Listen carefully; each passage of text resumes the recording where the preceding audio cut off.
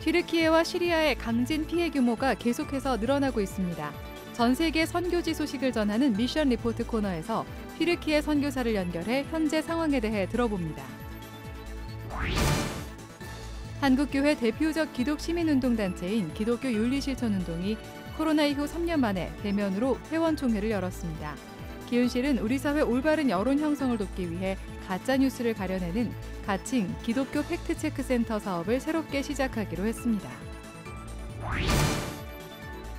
기독교대한 성결교회 목회자들로 구성된 목자재단이 낡은 해외교회 예배당을 리모델링해주는 사역을 진행했습니다. 작은 교회 낡은 예배당을 수리해주고 있는 목자재단의 사역을 살펴봤습니다.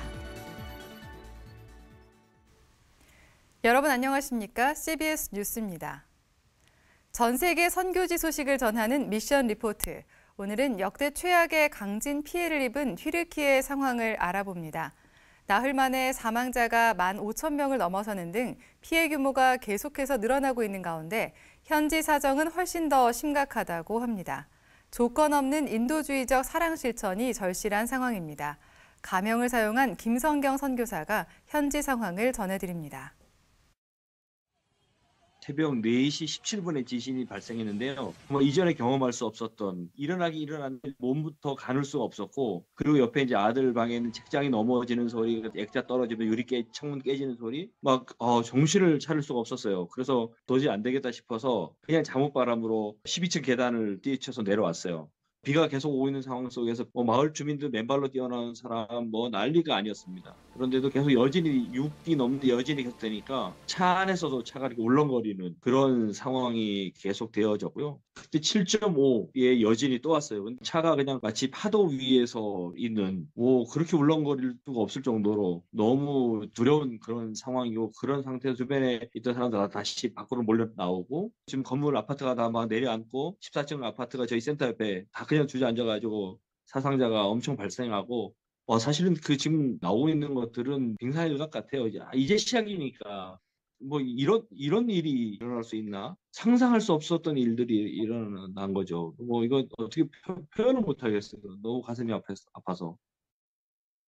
정부에서 이렇게 이제 크게는 10개 지역이지만 마을까지 포함하면 상당한 넓은 지역인데, 근데 그 지역으로 이제 필요에 따라서 인원을 보내고 있고, 근데 이제 대사관하고 한인회하고 그쪽에 지방에 있는 한국 교민들하고 연결해서 통역팀이 이제 붙어서 이렇게 구조 작업을 시작을 하고 있는데요. 일단 지금 제가 접하는 소식은 생수, 그다음에 담요, 그리고 텐트 같은 것들, 그런 것들을 지금 당장 좀 급하게 좀 구입을 해서 구조팀들도 사실 좀 머물 수 있는 곳이 필요하기도 하고, 그리고 잔해 속에 있으니까 계속 이제 먼지도 많이 나고 땀 많이 그러니까 근데 생수 구하기도 지금 어려운 상황이라고 그래요. 그래서 당장 그런 것들이 필요하고, 의약품들, 그 물품들, 그런 것들이 좀 많이 필요한 것 같습니다.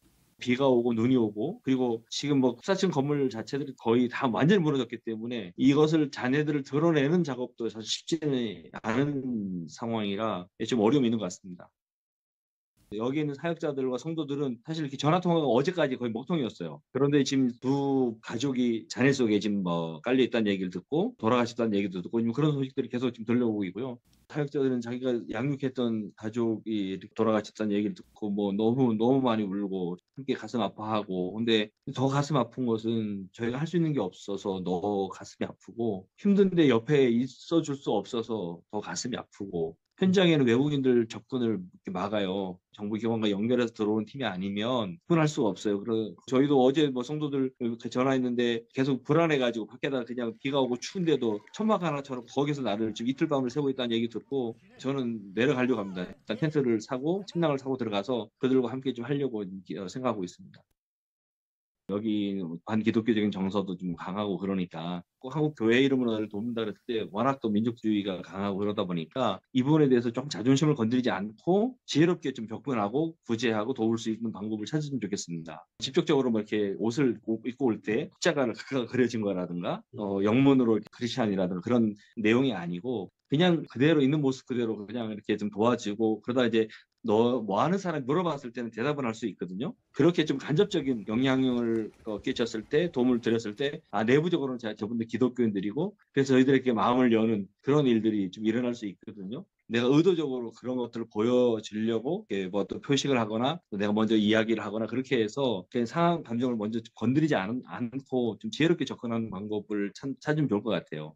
직접 피해를 입은 사역자들 중심으로는 다 트라우마 때문에 상담이 필요하고 좀 격려와 위로가 좀 필요한 상황이고요. 또 필요한 부분들이 잘 전달될 수 있도록 상부를 일원화해서 필요한 물품들이 좀 잘 전달됐으면 좋겠는데 지금 사실 초기이기 때문에 뭐가 필요한지 지금 너무 좀 어지러웠거든요. 그래서 좀 상황을 잘 살펴서 차분하게 정말 필요한 것들이 바르게 좀 잘 전달될 수 있었으면 좋겠습니다. 우리가 이제 무슬림 할 때 참 무슨 이 지역에서 이렇게 그렇게 교회가 세워지고 예수를 믿는 사람들이 있을까? 그런데 실제 이 안에 하나님의 부흥이 있고 계속해서 하나님께서 일하시는 그런 모습들을 저희가 20여 년 동안 계속 보아왔어요. 그래서 좀 다른 지역보다는 더디지만 이곳에도 정말 하나님이 일하셔서 천하보다 귀한 영혼들이 돌아오고 있다는 사실들 좀 기억해 주시고 이런 지진 피해를 통해서 정말 우리가 선의 마음을 가지고 이들에게 다가가고 선한 영향력을 끼쳤을 때 가난해진 이들의 마음이 좀 녹아지고 복음을 받을 수 있는 그런 준비된 마음들이 밭이 열려지지 않을까. 그래서 한국교회가 좀 적극적으로 지원해주고 돕는 일에 좀 동참해주시고 그 지역에 있는 사역자들의 어떤 현 상황을 좀 있는 모습 그대로 받아주셔서 이해해주시고 따뜻하게 품어주시면 저희가 이런 상황들을 통해서 또 하나님의 영광을 드러내는 일에 더 힘있게 쓰임받지 않을까 그렇게 생각합니다. 터키를 좀 기억해 주십시오. 많이 아파하거든요. 진짜 아파요. 이게 보는 거 이상으로 너무너무 힘들어하고 정말 이게 종교를 떠나서 너무 가슴이 아파요. 가족이, 친지들이, 자녀들이 잔해 속에 있는 모습들을 현장에서 봐야 되는 그 아픔은 말할 수가 없어요. 그래서 일단은 인도적으로 좀 그들을 품어주고 어떻게든 섬기고 도와주려는 그런 마음들을 좀 가져줬으면 좋겠고요. 그리고 이것들이 또 그렇게 오는 도움과 이런 사랑들이 제대로 잘 흘러 들어갈 수 있도록 관심을 가져주셨으면 좋겠습니다. 터키를 기억해 주세요. 천안시청이 한국기독교기념관 건립과 관련해 다시 한번 주의를 당부했습니다. 천안시는 오늘 보도자료를 통해 한국기독교기념관 건립과 예수상 조형물 착공 등과 관련해 건축 허가 신청과 실체가 없다며 주의를 당부했습니다. 예수상 건축과 관련해 천안시는 한국기독교기념관 측이 높이 32m의 예수상을 건립하기 위해 천안시 서북구청에 축조 신고를 했지만 서북구청은 불가를 통보했다고 말했습니다.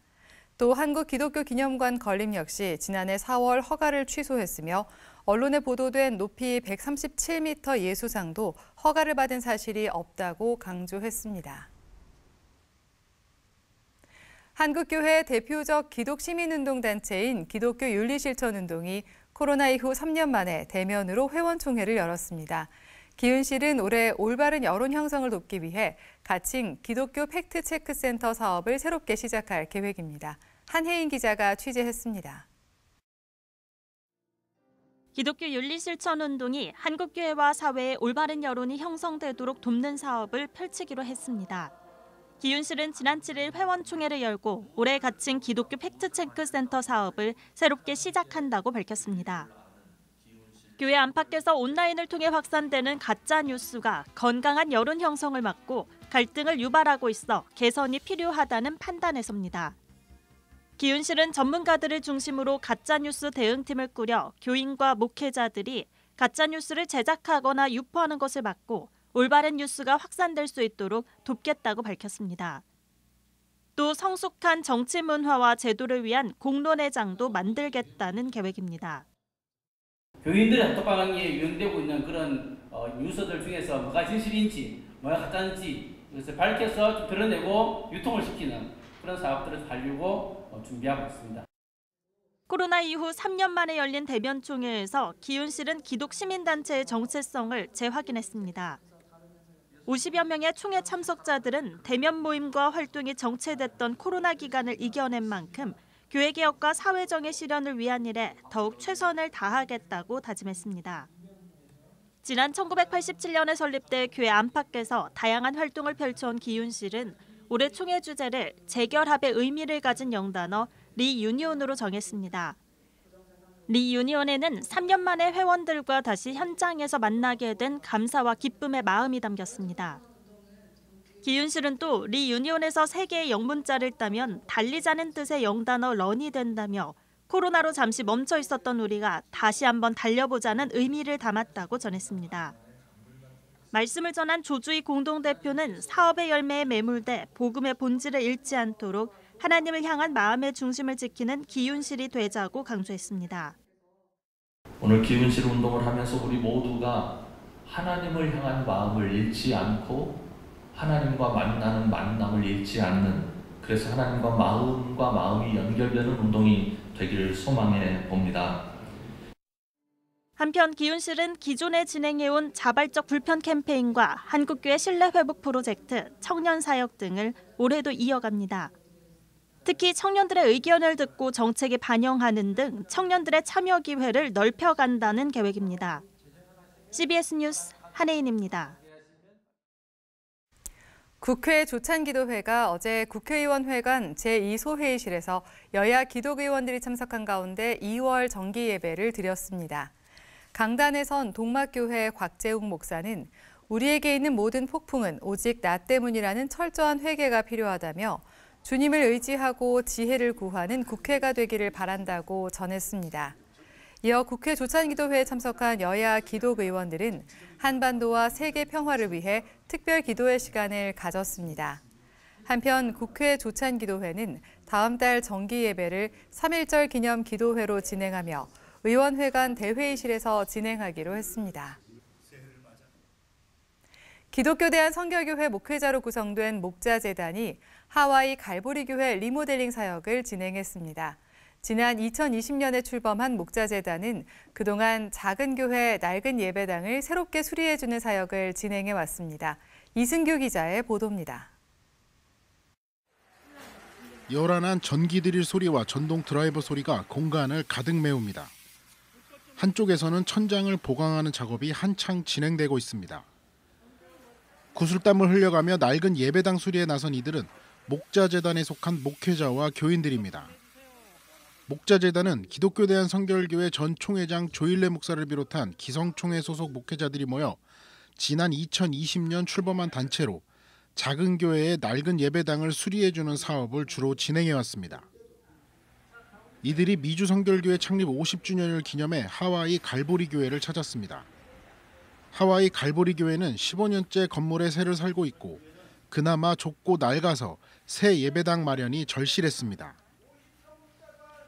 지난 2019년 예배당으로 사용하기 위해 낡은 창고를 구입했지만 15만 달러 이상 예상되는 리모델링 비용이 부담돼 공사를 진행하지 못하고 있었습니다. 제가 하와이에서 15년 목회하면서 정말 자체 성장하는 게 꿈이었습니다. 이번에 이제 목자재단에서 이렇게 자비랑으로 오셔서 해주셔서 이렇게 도와주시고 또 이렇게 직접 시공도 해주셔서 제 꿈을 또 주님의 꿈을 이루어질 수 있어서 너무 감격스럽고. 한국과 하와이 날씨가 정반대이고 시차 적응도 어려웠지만 목자재단은 일주일 만에 교회 리모델링을 마쳤습니다.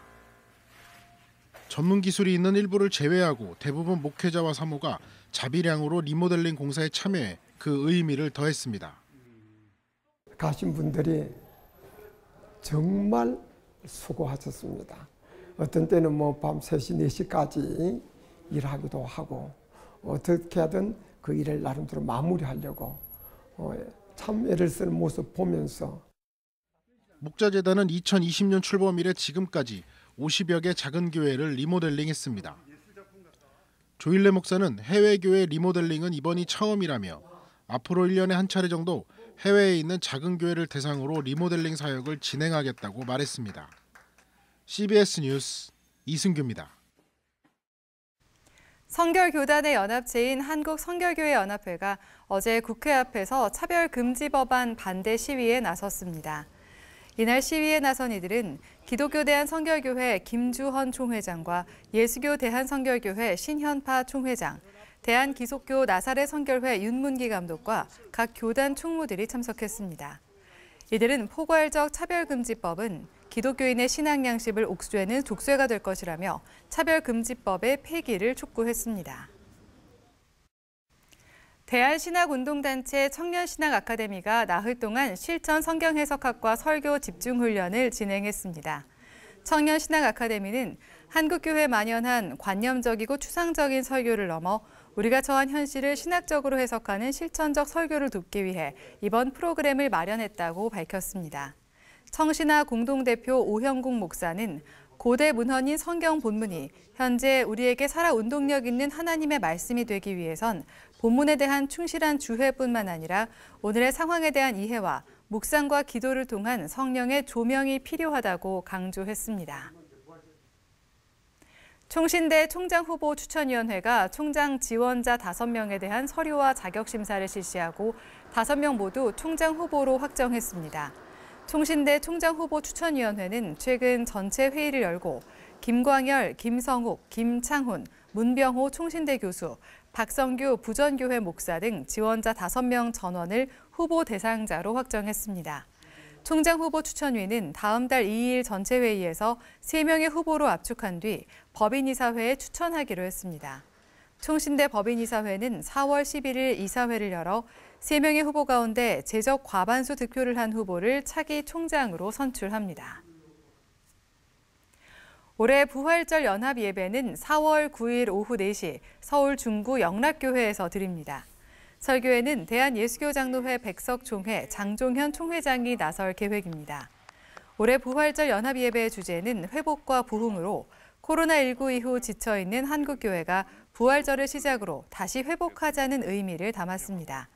대회장은 기독교 대한 하나님의 성회 대표 총회장 이영훈 목사가 맡았습니다.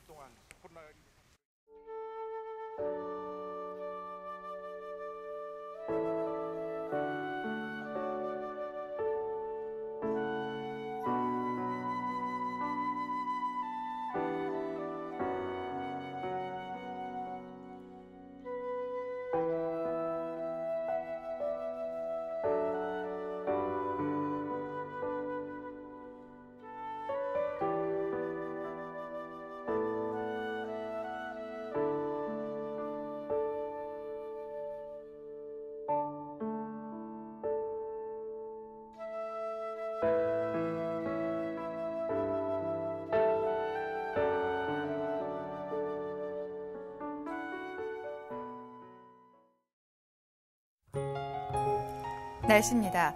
내일은 전국에 오전까지 비가 내리겠습니다. 강원 영동과 경상도, 제주도엔 오후까지 비가 이어지는 곳도 있겠습니다. 내일 아침 최저 기온은 영하 2도에서 영상 6도, 낮 최고 기온은 6도에서 13도로 평년보다 따뜻하겠습니다. 이상으로 뉴스를 마칩니다. 시청해주신 여러분 고맙습니다.